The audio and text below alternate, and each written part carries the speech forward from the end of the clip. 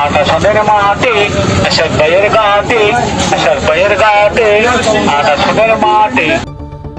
চট্টগ্রামের শুট আউটে বিএনপির এরশাদুল্লাহ গুলিবিদ্ধ, রাস্তায় রক্তাক্ত শীর্ষ সন্ত্রাসী বাবলা।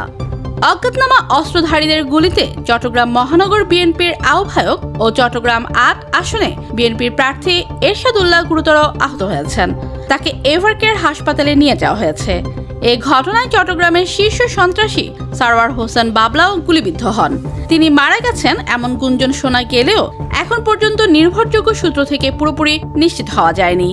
স্থানীয় সূত্রে জানা গেছে, বুধবার বিকেলে এরশাদুল্লাহ চট্টগ্রাম নগরের বায়োজিৎ এলাকায় চালিয়াতলিতে নির্বাচনী গণসংযোগে যান। বিকাল 5:30টার দিকে চালিয়াতলির ক্যাম্পিং এলাকায় একদল অস্ত্রধারী তাকে লক্ষ্য করে গুলি করে। সঙ্গে সঙ্গেই মাটিতে লুটিয়ে পড়েন তিনি।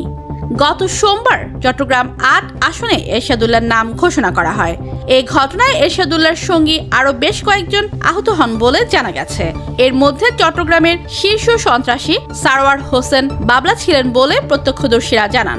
একটি ভিডিওতে দেখা গেছে, রাস্তায় সাদা রঙের ট্র্যাকস্যুট পরা এক যুবক মাটিতে লুটিয়ে আছেন। তার শরীর থেকে রক্তের স্রোত গড়িয়ে পড়েছে।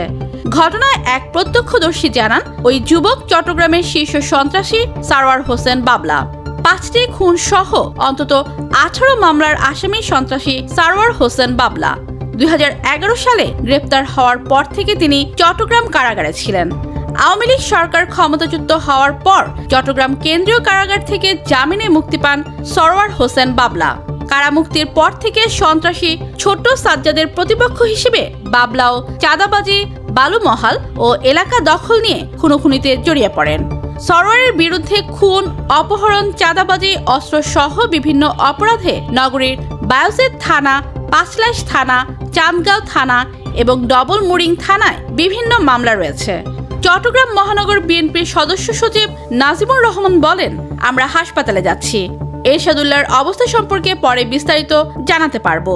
বিএনপির মিডিয়া সেলের ভেরিফাইড ফেসবুক পেজে জানানো হয়েছে, চট্টগ্রাম ৮ আসনে দলীয় মনোনীত প্রার্থী এরশাদুল্লাহ গণসংযোগ চলাকালে গুলিবিদ্ধ হয়েছেন।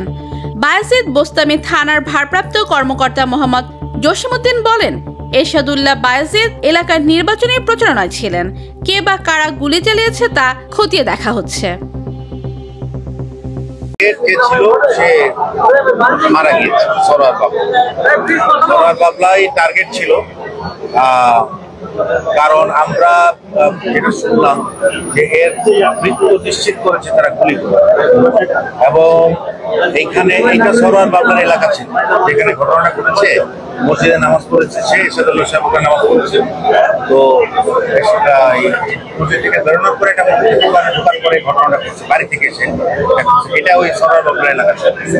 তো সরওয়ার বাবলার ক্রিমিনাল রেকর্ড ছিল, আরো ক্রিমিনাল হিস্ট্রি ছিল, যারা করেছে তাদের এরা কোথায় ঘটেছে। তো ধারণা করা হচ্ছে যে মূল টার্গেট ছিল সরওয়ার, এখানে এরশাদুল্লাহ সাহেব টার্গেট ছিলেন না। আমরা এর আগে দেখেছি সরওয়ার বাবলাকে বাকুলিয়া একবার হামলা করা হয়েছে, একই ঘটনা পতেঙ্গে একবার ঘটনা হয়েছে, আজকে শেষমেশ তার উপরে হামলা হলো। এই যে সিরিজ অফ ইনসিডেন্ট হচ্ছে, এই বিষয়ে আসলে আপনারা পুলিশ কেন বারবার ব্যর্থ হচ্ছে, কেন তাদেরকে ধরতে পারছে না? জেলখানা থেকে বসে একটা অর্ডারের কথা আসতেছে বারবার। তারা কারা আসলে এই ঘটনায় যে মূল কুশীলবের অনেকেই কিন্তু বর্তমানে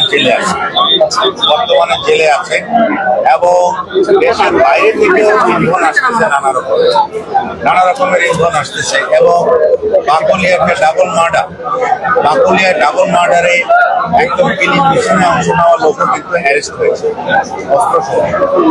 আমারই মনে আছে হাতিয়ার থেকে হাসান একজন অস্ত্র এবং ঘটনার পর 2-3 জনকে গ্রেফতার করা হয়েছে।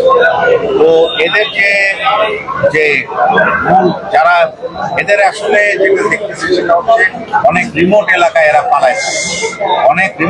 এরা পালায় থাকে এবং পাহাড়ি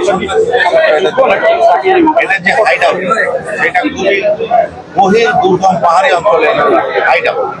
সেখান থেকে বেরোয় এসে এরা হঠাৎ করে একটা ঘটনা ঘটায় যে দ্রুত হোন্ডা নিয়ে চলে যায়। এদের যে মোডাস অপারেন্ডি আমরা দেখলাম যে হোন্ডা নিয়ে আসে, ঘটনাটা হোন্ডা নিয়ে আসে ঘটনা ঘটার সময় চলে যায়। এবং যে সমস্ত এলাকায় বললাম হাইড আউট গুলো অত্যন্ত রিমোট, সেখানে আমি সহ রেড করেছি, সেখানে গিয়া আসলে এদেরকে খুঁজে পাওয়া এটা খুব দুরূহ ব্যাপার।